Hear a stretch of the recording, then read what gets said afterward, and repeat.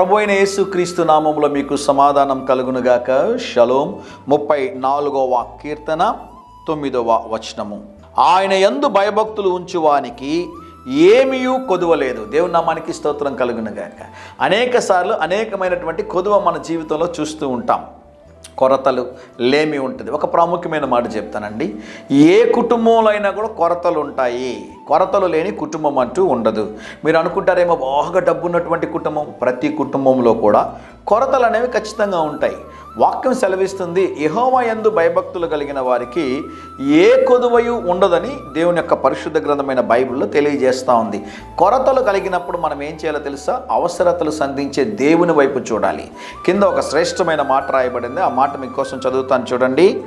సింహపు పిల్లలు లేమి గలవై ఆకలిగొనును, యెహోవాను ఆశ్రయించు వారికి ఏ మేలు కొదువై ఉండదు. దేవుని నామానికి స్తోత్రం కలుగునుగాక. ఎందుకు సింహపు పిల్లల గురించి ఇక్కడ ప్రస్తావించారు అంటే, సింహం యొక్క వేట ఆ విధంగా ఉంటుందంట.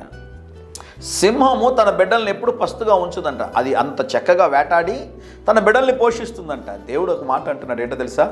సింహపు పిల్లలకైనా లేమి కలుగుతుందేమో, కొరత ఉంటుందేమో, నా బిడ్డలకి కొరత ఉండదని దేవుడు సెలవిస్తూ ఉన్నాడు. దేవునికి భయపడడం నేర్చుకోవాలి. దేవునికి భయభక్తులు కలిగి జీవించడం నేర్చుకున్నాం. దేవునికి భయపడి లోబడి జీవించడం మనం నేర్చుకున్నట్లయితే ఏ కొదువ మీకును మీ కుటుంబమునకును బిడ్డలకు రాకుండా దేవుడు సహాయం చేస్తాడు. బిడ్డలకు నేర్పించాలి. దేవుడు చూస్తున్నాడు, దేవునికి భయపడాలి, దేవునికి లోబడాలి, దేవుడు మనల్ని ఆశీర్వదిస్తున్నాడు అనే విషయాన్ని మీరు జ్ఞాపకం చేయాలి. ధైర్యంగా ఈ దినాన్ని ఎదుర్కోండి. దేవుని సన్నిధి మీకు తోడుగా వచ్చునుగాక. ప్రియ పరలోకపు తండ్రి, ఈ దినం మా ప్రియులు తలపెట్టే కార్యములన్నిటిలో జయమును అనుగ్రహించండి. భయమును, భక్తిని దయచేయండి. కొరతలన్నింటినీ తీసివేయండి. ఆశీర్వాదాలు దయచేయండి. యేసు నామములో ప్రార్థిస్తున్నాము తండ్రి. Amen, amen.